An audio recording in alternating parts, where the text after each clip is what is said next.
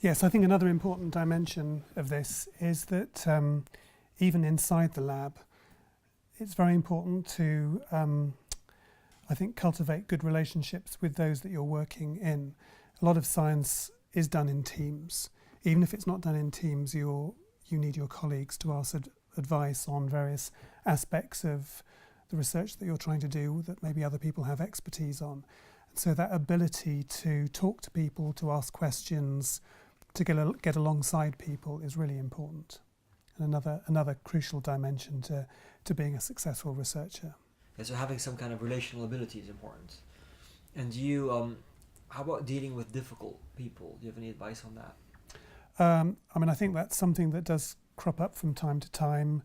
Inevitably, in academic research, you're dealing with sort of highly strung, motivated people who are quite, focused on what they're doing. Sometimes that can create frictions.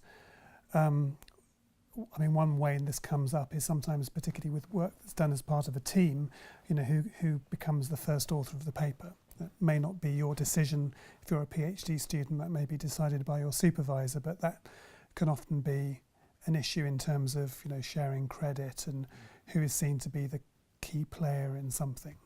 I think in those sorts of things it's important to to combine being gracious, generous, but also firm and not a doormat. And that's easy to say. Yeah. It will depend in individual circumstances how to play that. But I think, again, it's very important not to have your own personal self so strongly invested in the outcome of this particular problem that anything short of your total preferred outcome is an utter failure. So I think it's very important to keep things in perspective, but at the same time, I think if you're being treated unfairly or feel that you're being treated unfairly, to talk to your supervisor about it and to do so honestly and graciously. And so let's say something like you're working on a project with 2 or 3 other people, that's starting to come towards a publication. How do you broach the question of who's going to be what the author order is going to be? Do you think that should just leave it to the supervisor? Should you bring it up to the supervisor? Well, I think it might be appropriate to talk to your supervisor about it and say, I feel that I've been the person who's contributed most of this. Would it not be normal for me to be the first author of the paper? Yeah. I mean, very often I think of the way a lot of research groups work, and it does depend slightly differently from different fields, but it will often be the senior person, the supervisor or whatever, will be the final author, and the person who has written the paper and maybe done the crucial part of the research would be the first author.